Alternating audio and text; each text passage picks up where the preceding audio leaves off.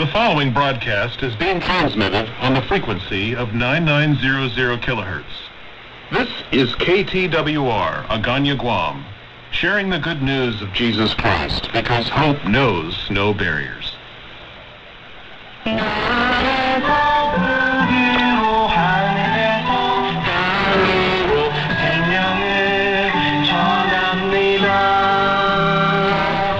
사랑과 믿음으로 세우는 생명의 강.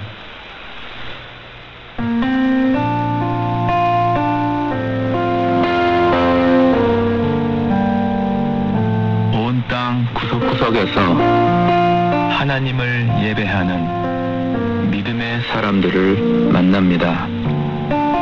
고난 속에서도 소망을 잃지 않는 믿음의 사람들을 만납니다. 복음으로 하나 되는 온 세상의 교회를 만납니다. 통일과 교회.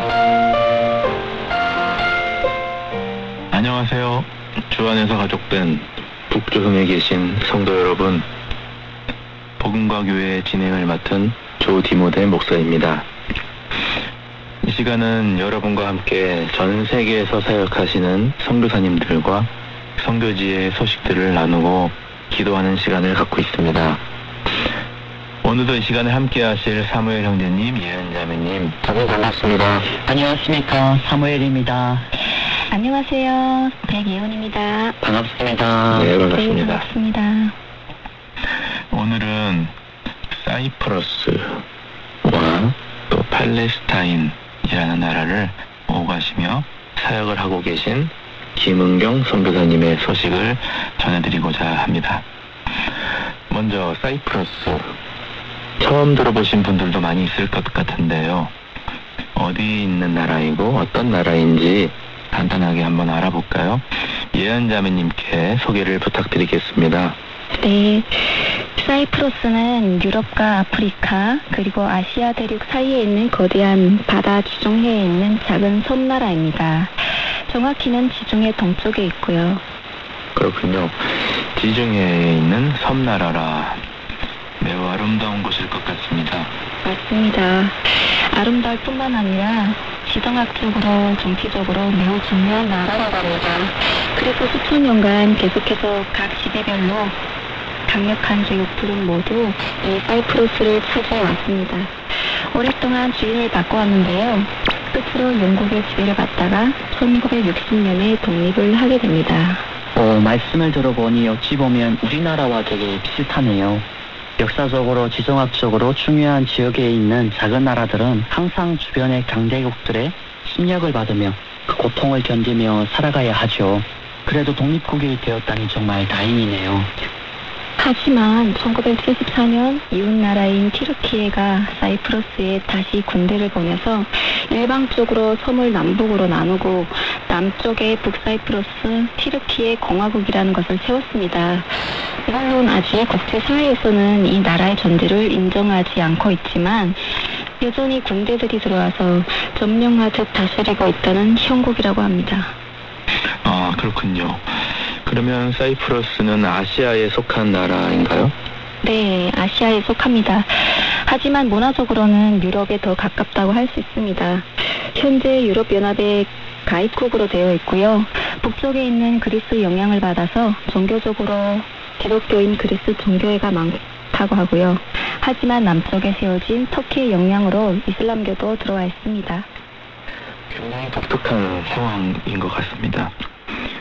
오늘 소식을 주신 김 선교사님은 이 사이프러스에서 난민 사역을 하고 있으시다고 합니다. 사이프러스에 난민들이 많이 있나요? 네, 사이프러스에는 최근에 특히 더 많이 난민들이 들어오고 있습니다. 현재 약 2만 명 정도의 난민들이 들어와 있다고 하는데요. 사이프러스 전체 인구수가 120만 명 정도인데 전체 인구 비율로 보면 굉장히 많은 숫자입니다. 난민들의 배경은 매우 다양합니다. 시리아 난민들이 대부분이지만 전쟁에 있는 나라들에서는 거의 다 와 있습니다. 아프가니스탄, 이라크, 레바논, 이란에서도 와 있습니다.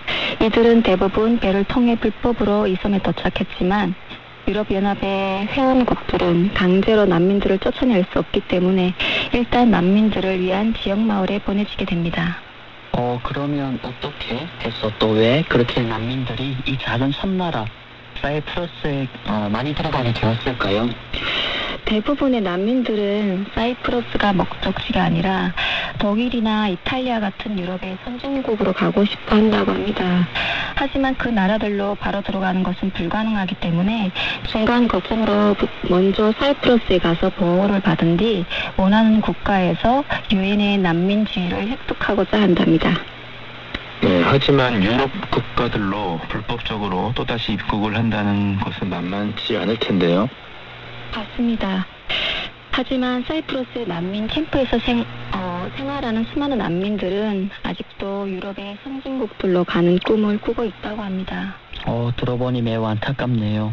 자신이 나고 자란 나라를 버리고 다른 나라 국민이 되고 싶은 거잖아요. 하지만 잘 사는 좋은 나라에 들어갈 방법은 없고 일단 당장 안전하게 지낼 수 있는 곳이 사이프러스라는 섬이라는 거네요. 네, 그렇네요. 김 선교사님께서는 몇 년에 걸쳐서 이 사이프러스 땅과 또 이스라엘 옆에 있는 팔레스타인 땅을 생각하시고 계십니다. 이번에는 팔레스타인에 대해서도 좀 알아보면 좋겠는데요. 네, 팔레스타인은 1000년이 넘게 이 지역에서 살고 있습니다. 하지만 1947년 국제연합유엔에서 유대인들의 의견을 반영하여 팔레스타인 분할 계획을 발표합니다. 그 결과 1948년 5월 14일에 예루살렘을 중심으로 이스라엘이라는 나라가 독립국으로 선언됩니다. 결국 그 땅에 살던 사람들은 삶의 터전을 빼앗기고 쫓겨나 난민이 되었습니다. 그 후로 이스라엘과 아랍 국가들 사이에 여러 전쟁이 있었고 군사적으로 미국의 지원을 받은 이스라엘이 전쟁에서 승리합니다. 결국 팔레스타인 사람들은 이웃 국가들로 난민으로 가게 되고 남겨진 사람들은 모두 가자 지구와 서안 지구로 나눠서 강제 이주됩니다. 현재 요르단과 이스라엘 사이에 있는 서안 지구에 강제 이주된 팔레스타인 난민들만 100만 명이라고 하는데요. 가자 지구에도 100만 명 이상의 난민들이 지내고 있습니다. 와, 생각보다 그 수가 많네요. 이스라엘과 팔레스타인 사이에는 그러면 아직도 전쟁이 이루어지고 있죠. 특히 이들을 돕기 위해 아랍 지역 곳곳에 있던 무장단체들이 이스라엘을 상대로 공격을 하면 이스라엘 군대가 반격의 형태로 더 강한 보복 공격을 하는 그런 싸움이 계속되고 있는 것인데요. 끝나지 않은 전쟁입니다. 참 안타깝습니다. 맞습니다. 그로 인해 팔레스타인 사람들은 여전히 이스라엘과 미국에 대한 강한 분노심을 가지고 있잖아요. 구약의 하나님을 섬기는 나라라고 하는 이스라엘의 원수의 나라가 되고 말았네요. 그러니까요. 이스라엘과 팔레스타인의 싸움은 여전히 진행 중이라고 할 수 있습니다. 하지만 현실은 일방적으로 이스라엘이 팔레스타인 사람들을 통제하고 있습니다. 그들은 이스라엘 정부가 쳐놓은 8m가 넘는 높은 장벽 안에서만 생활해야만 하고요. 마음대로 이동할 수도 없습니다. 네, 그런 지역 안에서 생활하는 팔레스타인 사람들. 특히 본래 이스라엘이 들어오기 전에는 자기들이 살던 땅을 다 빼앗기고 강제 이주된 사람들이 살고 있는 그 서안 지구의 난민 캠프에서 생활하고 있는 팔레스타인 사람들을 섬기기 위해 우리 김 선교사님께서 사역하고 계십니다. 선교사님께서 보내주신 편지를 읽어보도록 하겠습니다. 사무엘 형제님께서 읽어주시겠습니까? 네. 이스라엘에 대한 하마스 무장 세력의 공격으로 시작된 전투는 이제 아랍 곳곳에서 팔레스타인에 대한 이스라엘의 대응을 반대하는 나라들로 확산되고 있습니다. 이들의 반격도 만만치 않아서 이스라엘과 팔레스타인은 상당 기간 긴장 상태가 지속되었습니다. 이곳에 있는 교회 사모님은 외국인들은 모두 조심하라라고 합니다. 지금은 미국인들에 대한 반감이 크지만 그 불똥이 모든 외국인들에게로 갈 수 있으니 튀지 않게 행동하라는 것입니다. 이 싸움이 멈춰지고 하나님께서 다스리심이 다시금 이 땅에 선포되고 실행될 수 있도록 기도해 주세요. 이스라엘과 팔레스타인 사역자 중에는 양쪽 현지인들이 있습니다. 주님 안에서 우리는 다 가족이지만 요즘 같은 상황에서는 서로의 마음과 생각을 잘 지켜내기를 바라봅니다. 이스라엘의 군인들은 10대 청소년들입니다. 엘리는 거의 1년이 다 되어가고 나오미는 이 수준에 입대를 했습니다. 엘리는 가자 지역에서 전쟁을 치르고 있습니다. 18살, 17살인 이 남매는 저희 이스라엘 사역자 가정의 자녀입니다. 자녀가 7인데 첫째와 둘째가 군 복무를 하고 있는 것입니다. 무엇보다 저희가 기도하고 있는 것은 엘리의 안전입니다.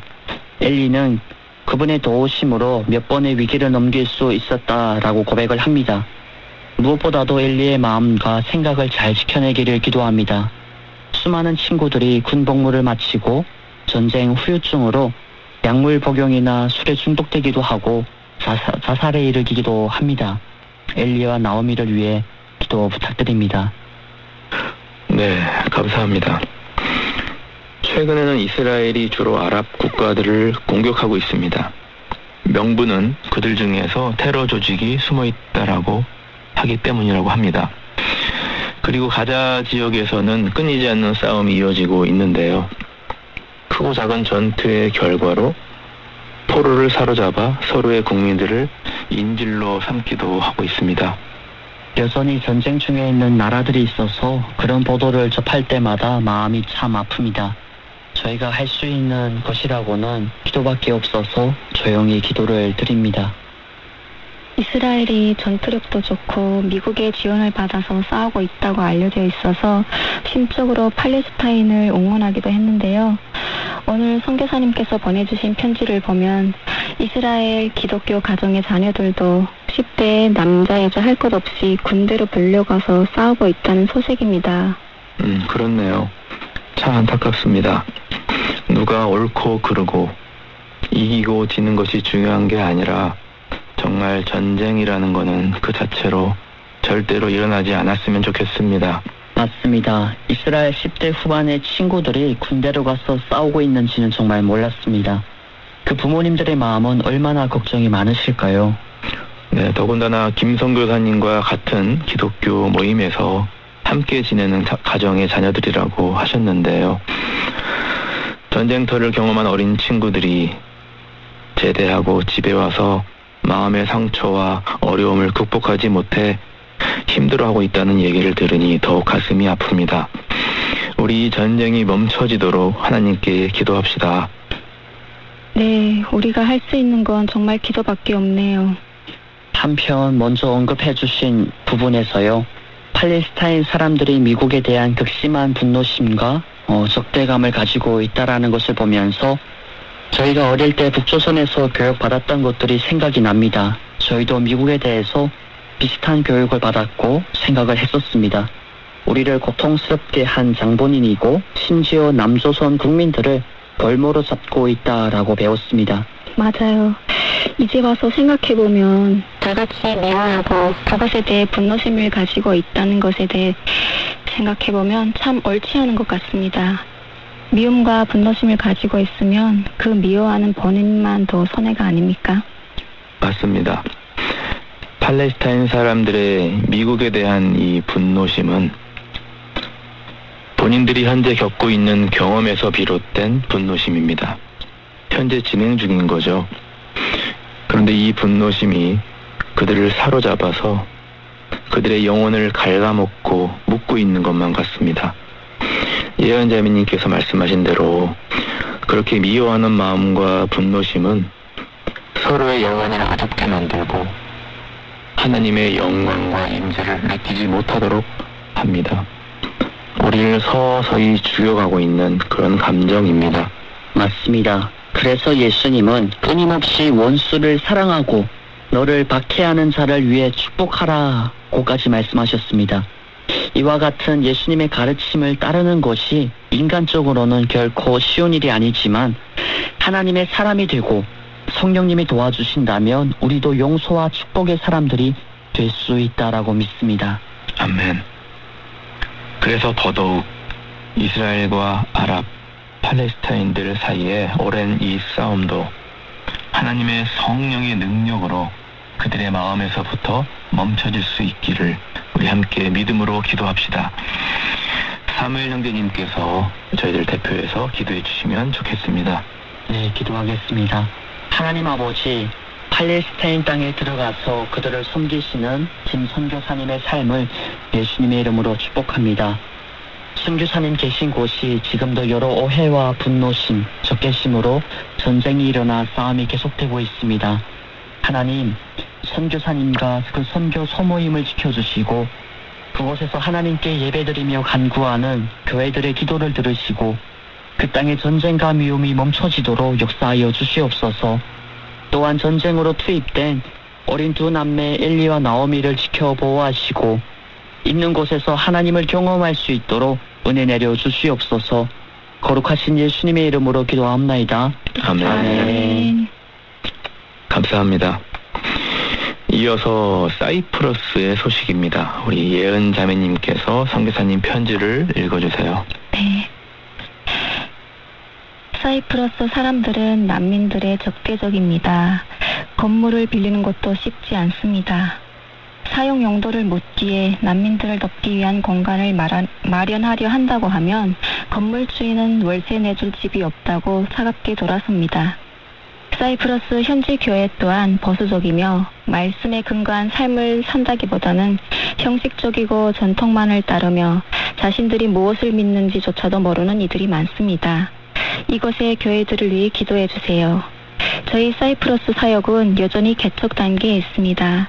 한 가정이 함께하게 되어 5명이 되었습니다. 모여서 기도하고 나가서 사람들을 만나고 음식을 나눠주기도 하고 관계들을 형성해 가고 있습니다. 저는 이곳에 있는 동안 아랍 여성들과 관계를 만드는 일을 하고 있습니다. 나아가서 인도하심을 구하며 걷다가 만나게 해주셔서 관계를 만들어가고 있는 여성들이 현재 3명 있습니다. 물론 더 많아지기를 기도하고 있습니다. 사미라는 이곳에 온 지 5달이 되었습니다. 어린 3자녀가 있고 남편은 2년 전 먼저 와서 돈을 벌어 가족들을 데려왔습니다. 사미라가 점심에 초대해줬습니다. 집이라기보다는 아주 작은 사무실을 수리해서 시동생까지 해서 6명이 살고 있었습니다. 보통 닭고기는 잘 안 먹는데 제가 온다고 닭이 나왔다며 남편 이스마일이 웃으며 말하는데 고맙기도 하고 미안하기도 한 마음이었습니다. 길을 다니면서도 아랍 여성이 보이면 주님, 저 영혼입니까? 하고 인도하심을 구하며 다가가 인사를 해봅니다. 그러다 만난 아미아는 너무도 적극적으로 저를 저녁에 초대했습니다. 아미아는 아랍어 선생님이라고 했습니다. 이 만남에 저희 사역자들은 모두 관심이 큽니다. 모두들 아랍어를 배우고 싶어 했었는데 선생님이 나타난 것이죠.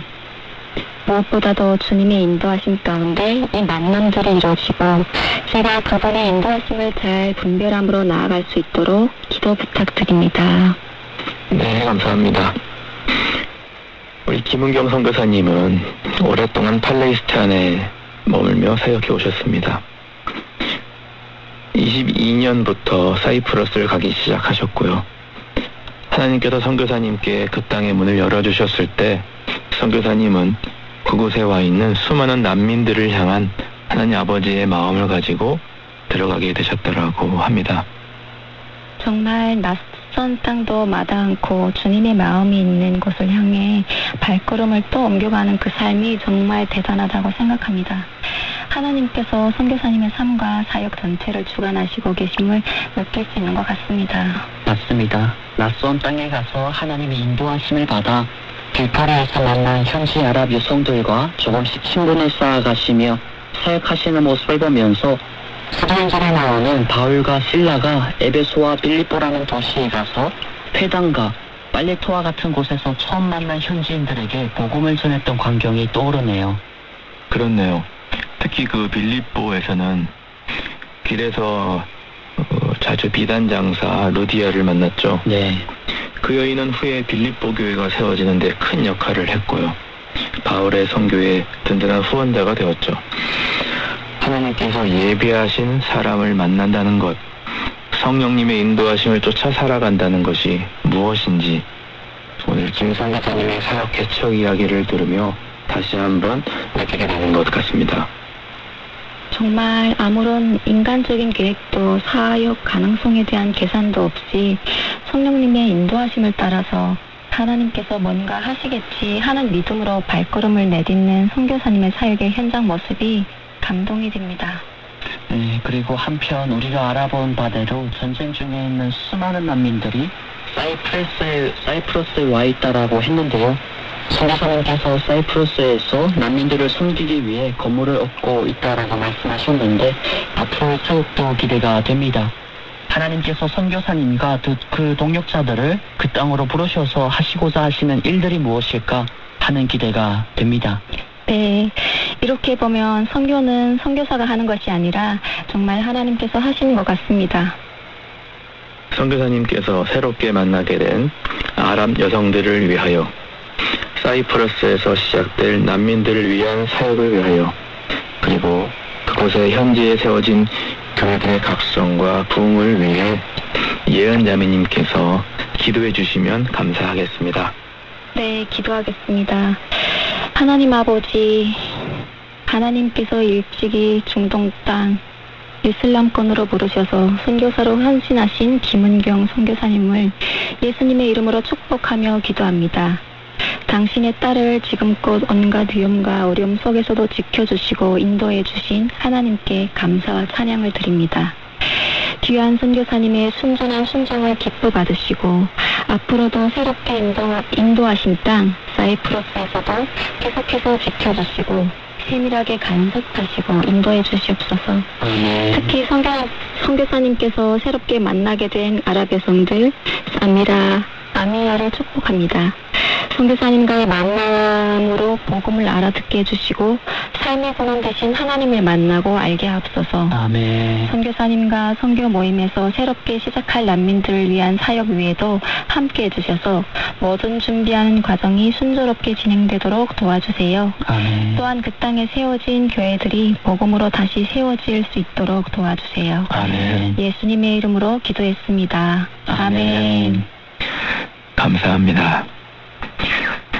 저는 오늘 김 선교사님의 이야기들을 들으면서 이사야 40장 1절의 한 절의 말씀이 생각이 났는데요. 우리 다 같이 한번 읽어보겠습니다. 시작.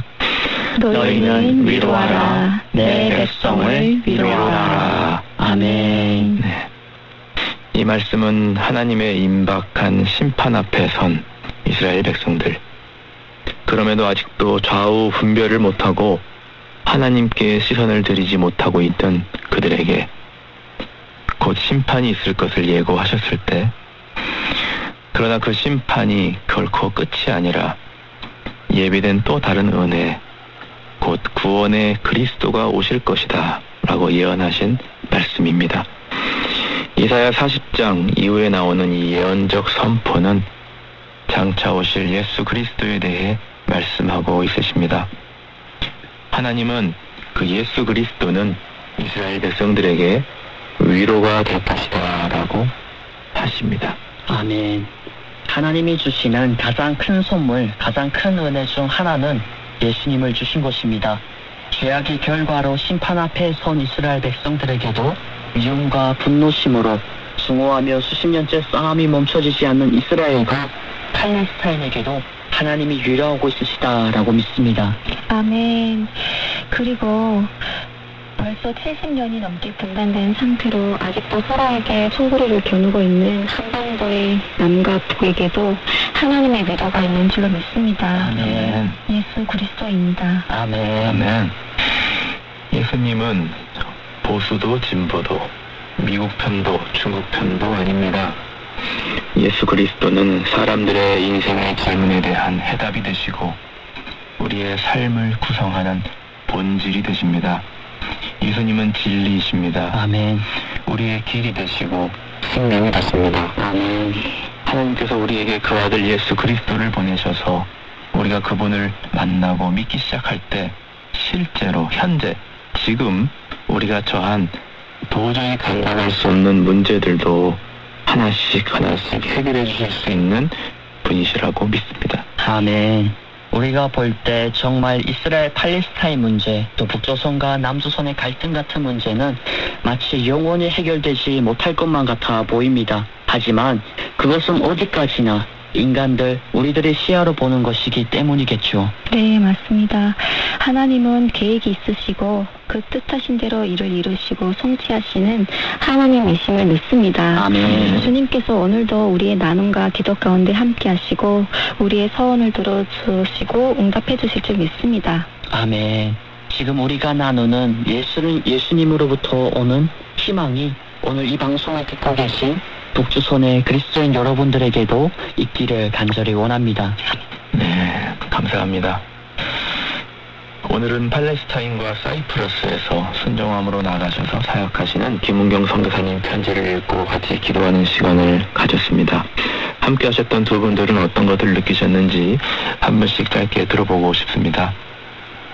네, 삶과 죽음이 오가는 현장 속에서 한 영혼이라도 구원받길 바라는 마음으로 사역하시는 선교사님의 삶이 감동이었고, 고향을 떠나 난민으로 살아가야 하는 그 삶이 얼마나 외롭고 슬픈지 잘 알 것 같아서요. 그들을 섬기시는 선교사님들의 그 따뜻한 사랑과 헌신이 더 따뜻하게 느껴지는 것 같았어요. 개인적인 안락과 안전보다 하나님 나라와 한 영혼의 구원 우선으로 하시는 그분들의 삶을 들으면서 내 삶에도 적용해 살고 싶다는 생각을 했고요. 우리에게 가장 안전하고 평안한 삶을 줄 수 있는 분은 오직 하나님임을 다시 한번 깨닫게 되는 시간이었던 것 같습니다. 네, 저는요, 이제 그 사이프러스의 교회들이 다시 복음으로 세워지도록 기도합니다라는 선교사님의 말씀이 마음에 들어왔습니다. 한국의 교회들도 또 이스라엘의 구약의 하나님을 믿는 이스라엘도 팔레스타인도 저 북조선도 하나님의 복음으로 다시 한번 회복되기를 간절히 바라봅니다. 예, 두 분 귀한 나눔도 나눠주셔서 감사합니다. 오늘도 함께 열방을 위해 기도할 수 있어서 감사합니다. 하나님께서 사이프러스와 팔레스타인 땅에서 새로운 일을 행하실 것을 믿습니다. 늦은 시간이었지만 방송을 통해 함께하고 계신 북조선에 계신 그리스도인 여러분, 여러분의 기도를 통해 오늘도 역사하실 하나님을 기대합니다. 아멘. 지금은 비록 여러분을 직접 얼굴을 뵙고 여러분의 상황과 기도 제목을 듣고 함께 기도할 수는 없지만 주님의 때에 함께 얼굴을 보며 함께 예배하고 기도할 날들을 기대하고 소망해 봅니다. 아멘. 다음 주까지 한 주간도 힘내십시오. 주님 안에서 승리하시기를 축복합니다. 이제 마지막으로 전 세계 신자들이 북조선 신자들에게 보내온 응원 편지를 읽어드리면서 오늘 방송은 여기서 마치겠습니다. 다음 주 토요일 밤 12시에 전 세계 선교 소식을 가지고 다시 찾아뵙겠습니다.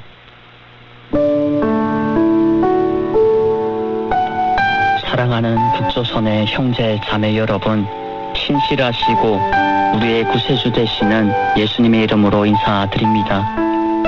저는 남아메리카에 있는 볼리비아라는 나라에 살고 있는 38살 레베카라고 합니다. 저는 여러분들을 위해 오랫동안 기도해 왔습니다. 그동안 저에게 주신 하나님의 마음을 나눌 수 있게 되어 너무나도 기쁩니다. 시편에서 하나님은 넘어진 자를 일으키시고 쓰러진 자들을 높이신다라고 말씀하셨습니다. 하나님은 여러분과 늘 함께 하시며 가까이 계심을 믿으십시오. 여러분이 진실된 마음으로 하나님을 부르짖고 찾을 때 하나님은 그 기도를 들으실 것입니다. 우리의 하나님은 여러분들을 너무나 사랑하십니다. 여러분들을 위해 악한 자들을 반드시 심판하시고 멸하실 것입니다. 오늘 하루도 하나님의 크신 위로와 사랑이 함께 하시기를 기도합니다. 사랑하는 북조선의 믿음의 성도 여러분께 독일에서 여러분께 인사와 격려를 드립니다. 우선 저는 여러분들의 믿음에 깊은 존경심을 표하고 싶습니다. 그리고 그런 여러분들을 위해 저는 매일매일 기도하고 있습니다. 주님은 속히 오신다고 우리에게 약속하셨습니다. 그분은 약속대로 속히 오실 것이며 여러분들의 믿음을 지켜주실 것입니다. 여러분의 모든 염려와 두려움, 환난과 무거운 짐들을 예수님께 내려놓으십시오. 주님이 여러분들을 아끼심으로 그 모든 것들을 가볍게 하시고 힘을 주실 것입니다. 여러분들은 제 마음 한구석에 살고 있습니다. 여러분들을 위해 항상 기도할 것이고 여러분들의 믿음과 함께 하겠습니다. 무엇보다 예수님이 여러분과 함께 하셔서 여러분들에게 큰 위로와 격려를 주실 것입니다. 힘내세요.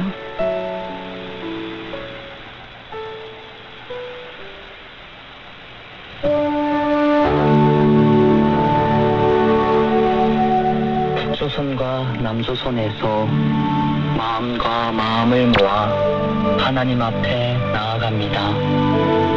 주님의 날을 기억하며 일요일을 맞이합니다. 함께하는 주일 예배.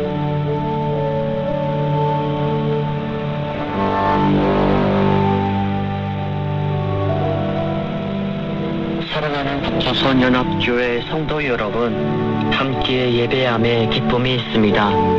우리 다같이 묵상하심으로 2025년 10월 26일 주일 예배를 하나님께 올려드리도록 하겠습니다.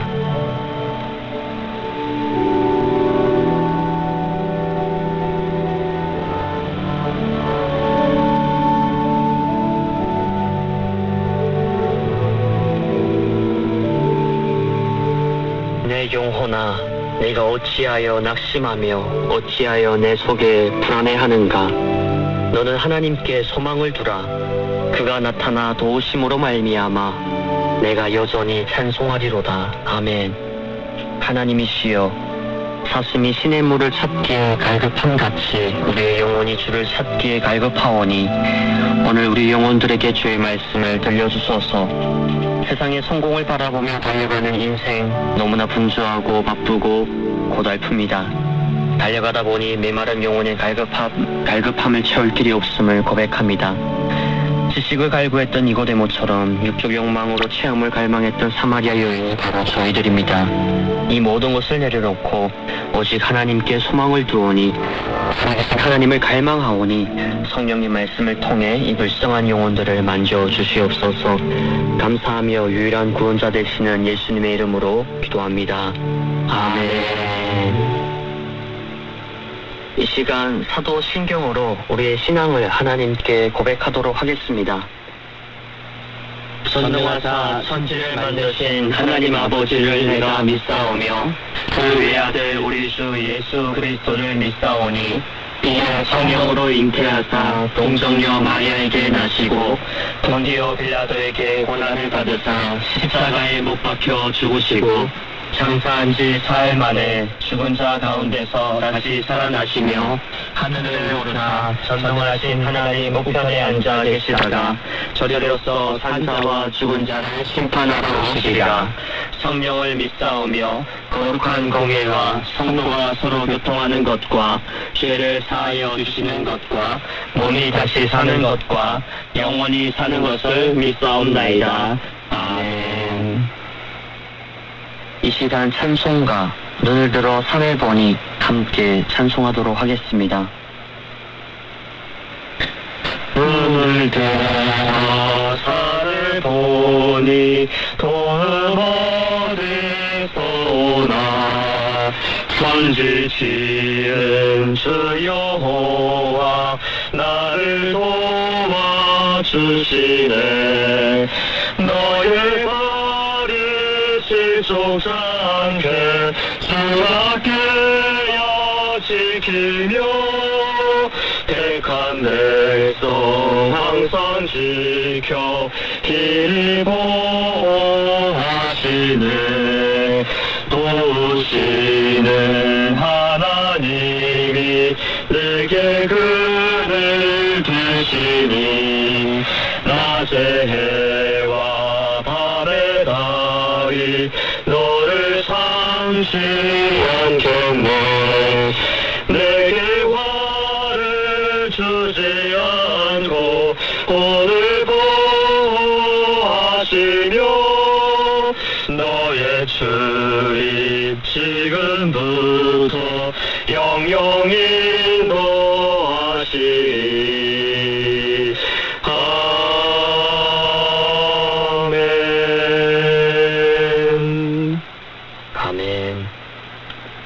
시간 교독문 9번 시편 15편의 말씀 함께 교독하도록 하겠습니다. 여호와여 주의 장막에 머무를 자 누구오며 주의 성산에 사는 자 누구오니까. 정직하게 행하며 공의를 실천하며 그의 마음에 진실을 말하며 그의 혀로 남을 허물하지 아니하고 그의 이웃에게 악을 행하지 아니하며 그의 이웃을 비방하지 아니하며 그의 눈은 망령된 자를 멸시하며 여호와를 두려워하는 자들을 존대하며 그의 마음에 소원한 것은 지혜로울지라도 변하지 아니하며 이자를 받으려고 돈을 구워주지 아니하며 뇌물을 받고 무죄한 자를 해하지 아니하는 자이니 이런 일을 행하는 자는 영원히 흔들리지 아니하리이다. 아멘. 다 함께 지난 한 주간의 죄를 침묵으로 회개하며 기도하겠습니다.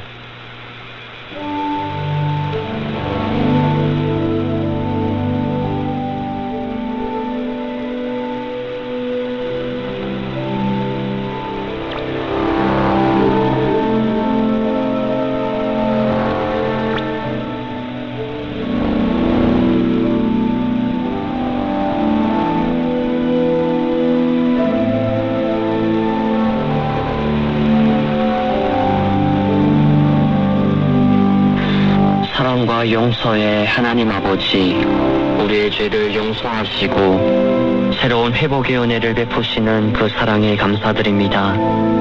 이제 저희가 말씀을 기억합니다. 그런 즉 누구든지 그리스도 안에 있으면 새로운 피조물이라. 이전 것은 지나갔으니 보라 새 것이 되었도다. 아멘. 오늘도 새로운 피조물로 하루를 살아가게 하옵소서. 나도 너를 정죄하지 아니하노니 가서 다시는 죄를 범하지 말라. 고 말씀하신 그 하나님의 말씀에 힘입어 그리스도 안에서 새로운 삶을 살아가게 하옵소서. 예수님의 이름으로 기도합나이다. 아멘. 오늘의 시간 예배를 위하여 다 함께 기도하겠습니다. 이 세상 만물의 창조주 하나님을 찬양합니다. 이 땅의 교회들의 머리가 되시는 주님, 그 놀랍고 아름다운 이름을 경배합니다.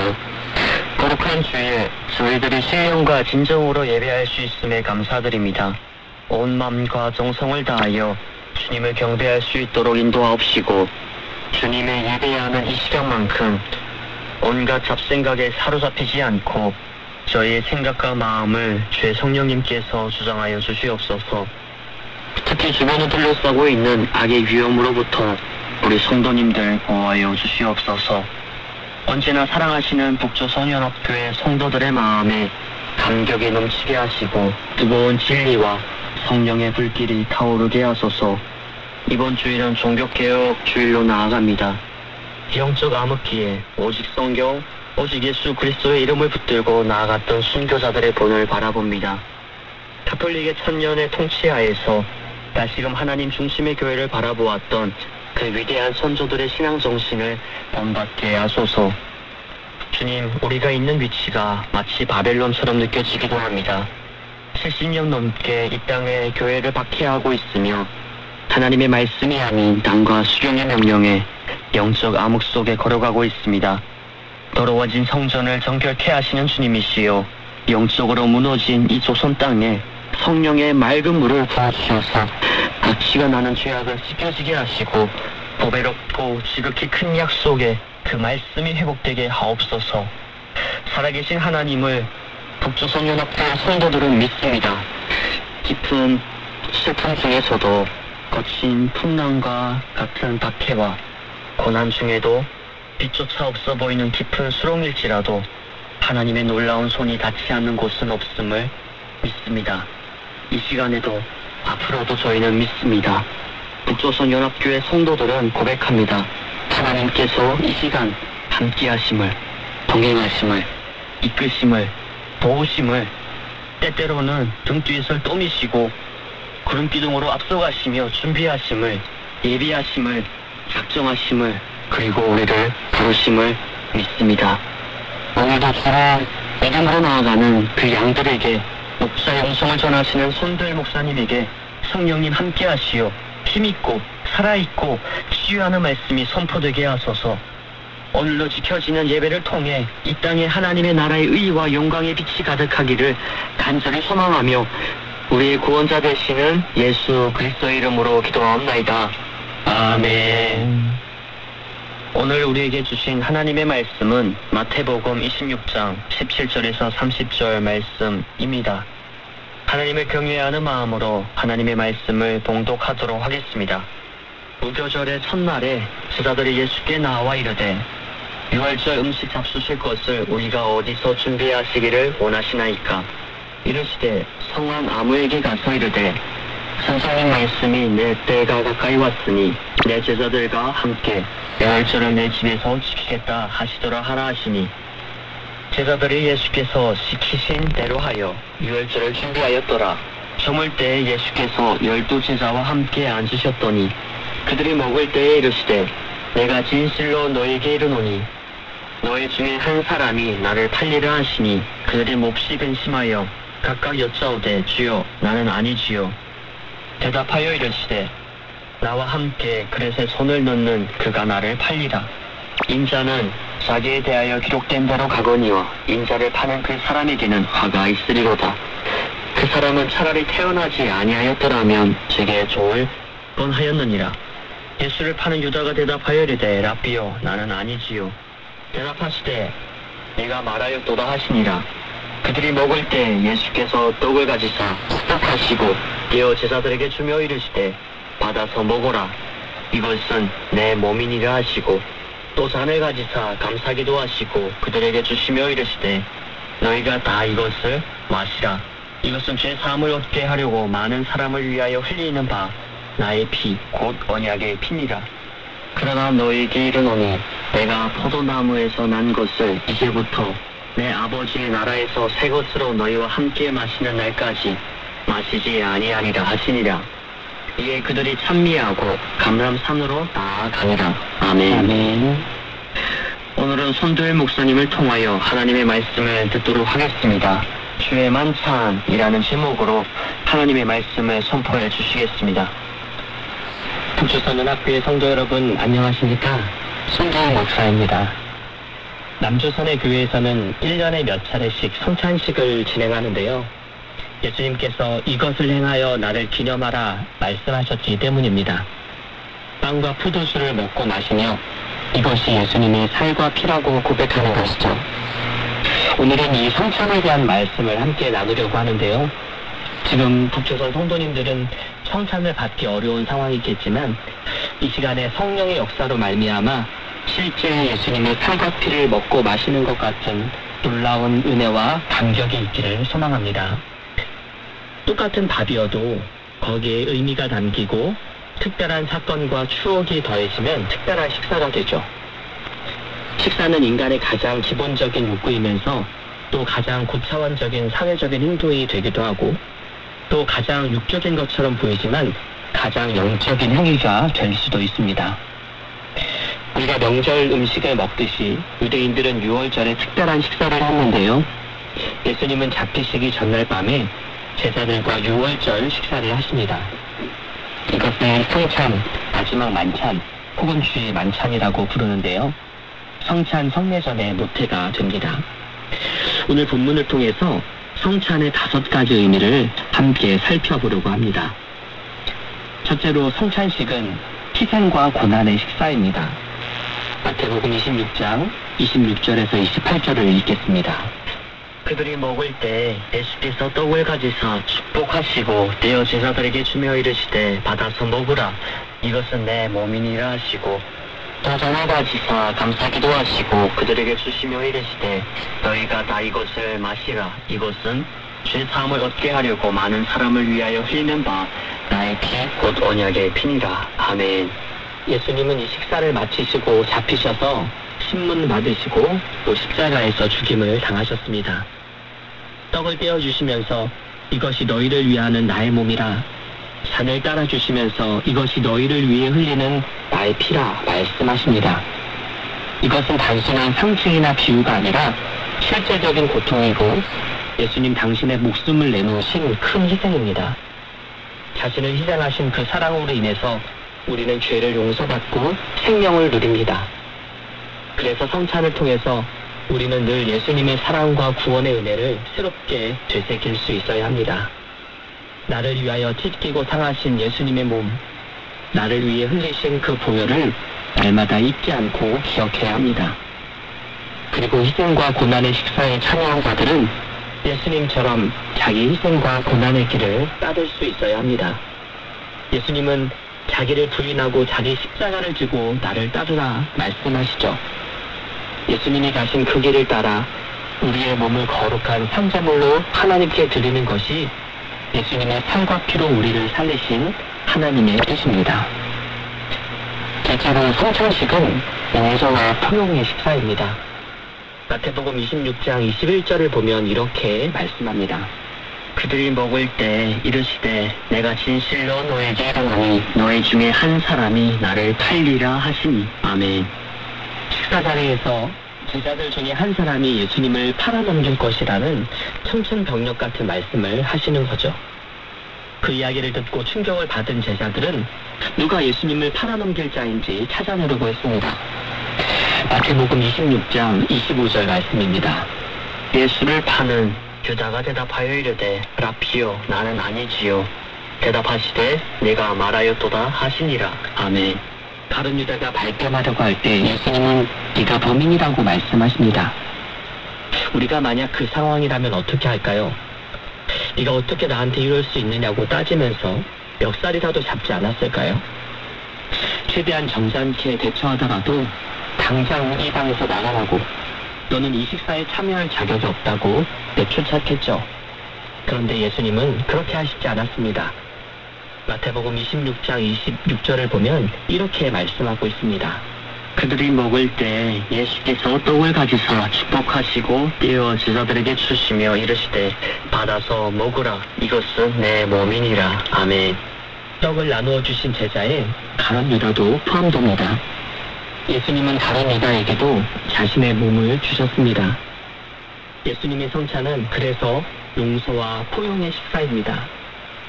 끝내 가룟 유다는 자살을 선택하면서 회개의 기회를 스스로 받았지만 예수님은 원수 같은 자에게도 용서를 베푸셨습니다.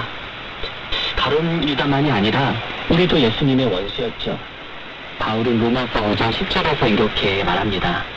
우리가 원수 되었을 때 그의 아들의 죽으심으로 말미암아 하나님과 화목하게 되었다. 아멘. 원수된 우리를 용서하시고 자신의 몸을 통해 생명을 주신 것이죠. 예수님처럼 우리도 이제 용서와 포용의 사람이 되어야 합니다. 내가 예수님의 용서를 경험했다면, 나를 포용하신 그 사랑을 내가 경험했다면 나 역시 원수 같은 사람도 포용하고 안아줄 수 있어야 합니다. 그것이 성찬의 의미를 바르게 깨달은 사람의 모습입니다. 실제로 성찬의 식사는 일체와 연합으로 한 몸을 이룬 공동체의 식사입니다. 마태복음 26장 26절에서 예수님은 받아서 먹으라 이것은 내 몸이니라 말씀하시죠. 예수님의 몸을 받은 각 사람은 예수님의 거룩한 몸에 참여하게 됩니다. 예수님의 한 몸이 우리 속에서 분리되고 나누어지는 게 아니라 예수님의 몸에 참여함으로써 우리는 머리 대신 예수 그리스도 아래 한 몸이 되는 것이죠. 예수님의 몸과 피를 함께 받은 우리는 예수님 안에서 한 몸이고 한 지체입니다. 사도행전 2장 42절을 보면 초대교회 성도들이 사도들의 가르침을 받아 서로 교제하고 떡을 떼었다 말하는데요. 여기서 떡을 떼었다는 것은 성찬을 뜻합니다. 성찬을 통해 예수님 안에서 자신들이 한 몸을 이루고 한 공동체가 되었음을 날마다 확인했다는 것입니다. 이것을 통해서 초대교회 성도들은 큰 박해 가운데서도 서로가 믿음을 잃지 않도록 격려해주고 마음을 같이하여 모이기를 힘쓰고 또 내가 가진 재산을 다른 이들을 위해 내어놓는 그런 놀라운 공동체가 되었습니다. 예수님의 살과 피를 기억하는 우리도 한 몸입니다. 함께 성찬을 나눌 수 없어도 북조선의 모든 성도들이 한 몸임을 기억해야 합니다. 예수님으로 말미암은 그 놀라운 연대와 연합의 힘은 어떤 것으로도 끊을 수 없습니다. 또한 북과 남이 떨어져 있고 왕래할 수 없지만 우리는 예수 그리스도 아래의 한 몸입니다. 지금도 많은 남조선 성도들이 북조선 성도들을 위해 간절히 기도하고 있습니다. 간절한 기대와 소망대로 언젠가 북과 남이 함께 모여 예수님의 거룩한 성찬을 나누며 우리가 한 몸임을 확인할 날이 분명히 올 것이라고 믿습니다. 아멘. 넷째로 성찬의 식사는 헌신과 사명의 식사입니다. 성찬식 장면을 전하는 또 다른 본문이 고린도전서 11장인데요. 고린도전서 11장 25절 말씀입니다. 식후에 또한 그와 같이 잔을 가지고 이르시되 이 잔은 내 피로 세운 새 언약이니 이것을 행하여 마실 때마다 나를 기념하라. 아멘. 예수님은 나를 기념하라 말씀하십니다. 이 기념하다라는 말을 헬라어로 아남네시스라고 하는데요.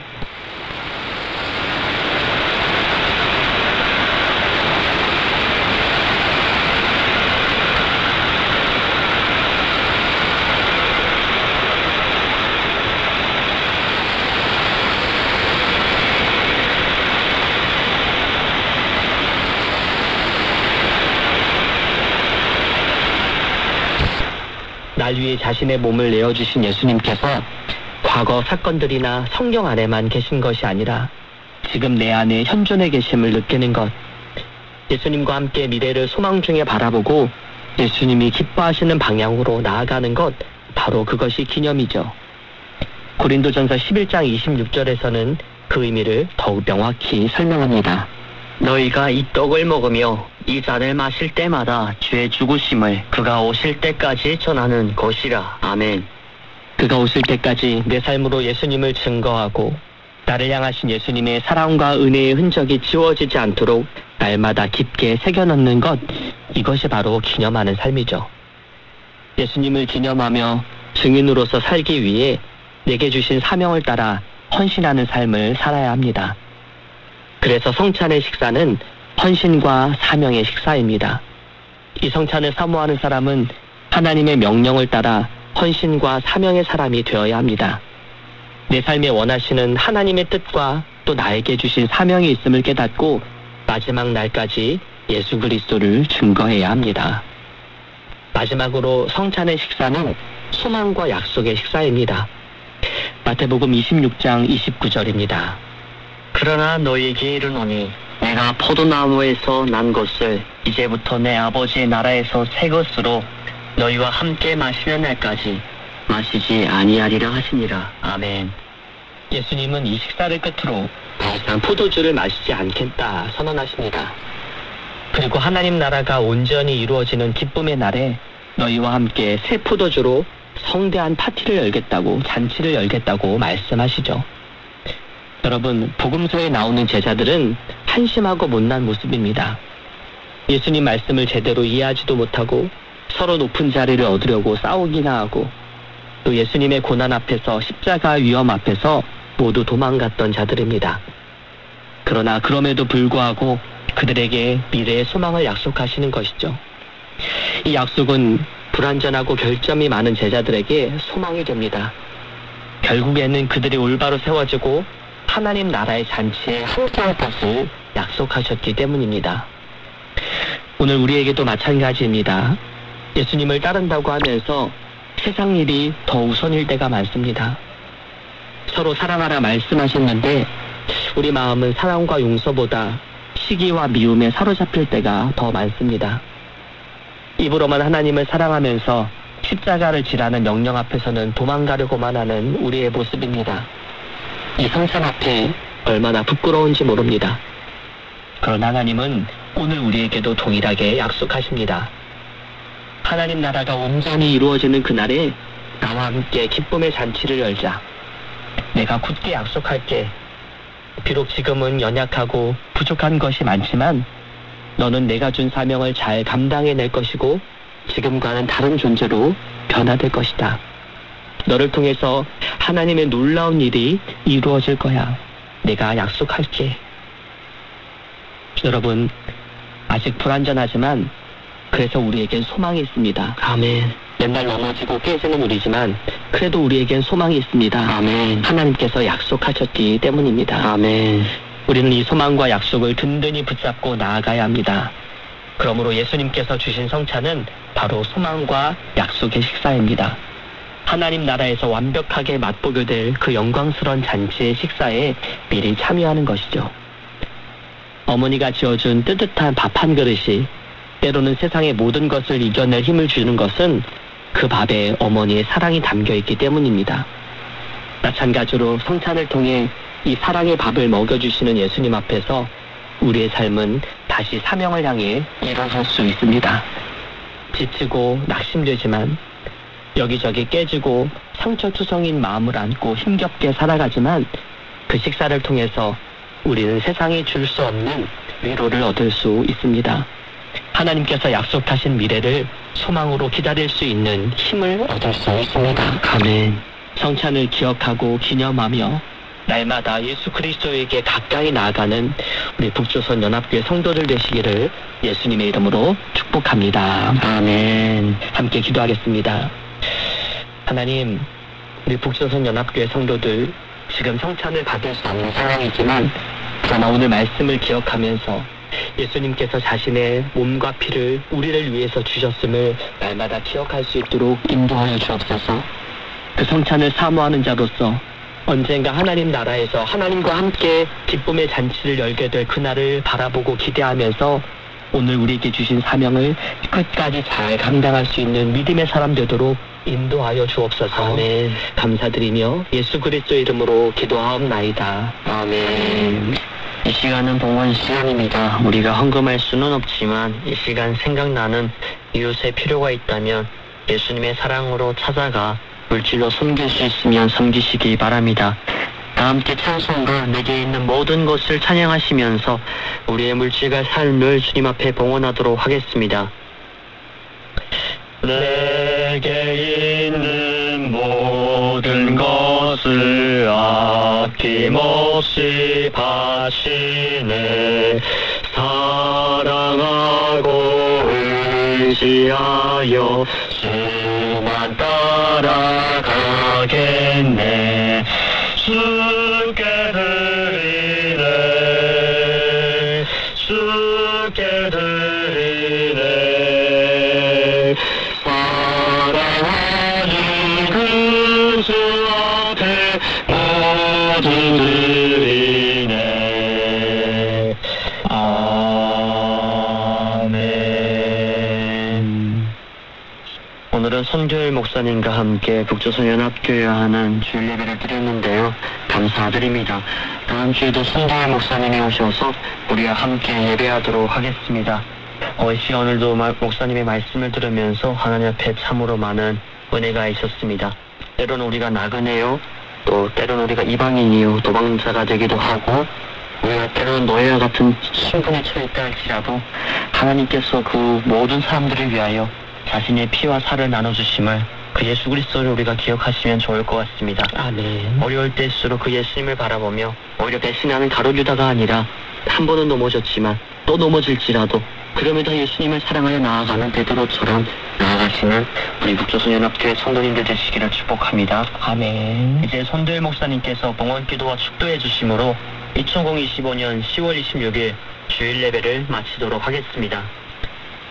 하나님, 우리가 지금 주의 성찬을 받을 수 없는 상황이지만 그러나 하나님 사모하는 마음으로 주님께서 나를 위해 몸과 피를 주셨음을 고백합니다. 아멘. 그 성찬의 은혜가 여전히 우리 가운데 흐르고 있음을 고백합니다. 아멘. 주님께서 나를 위해 온 몸을 주셨사오니 이제 내가 주를 위해 온몸을 헌신할 수 있도록 인도하여 주옵소서. 하나님, 우리의 삶을 받아주시고 우리의 삶이 주님의 귀한 도구로 쓰임받을 수 있도록 인도하여 주옵소서. 아멘. 받는 것보다 주는 것이 복되다 하셨사오니 날마다 우리 이웃들에게 내가 가진 예수 그리스도의 사랑을 베풀 수 있는 우리 북조선 연합교회 성도들 되도록 인도하여 주옵소서. 아멘. 감사드리며 예수 그리스도 이름으로 축복하며 기도하옵나이다. 아멘. 아멘.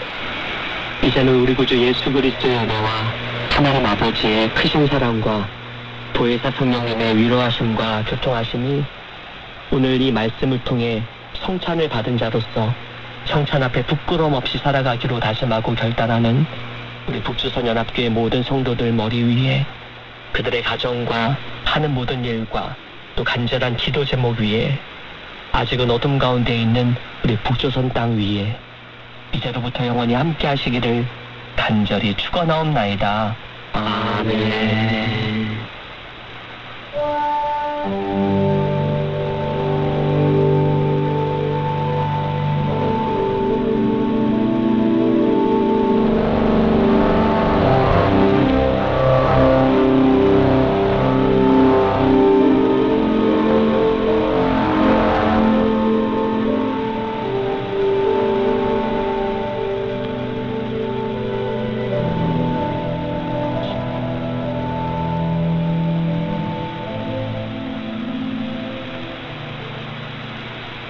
You've been listening to a broadcast transmitted in the frequency of 9900 kilohertz.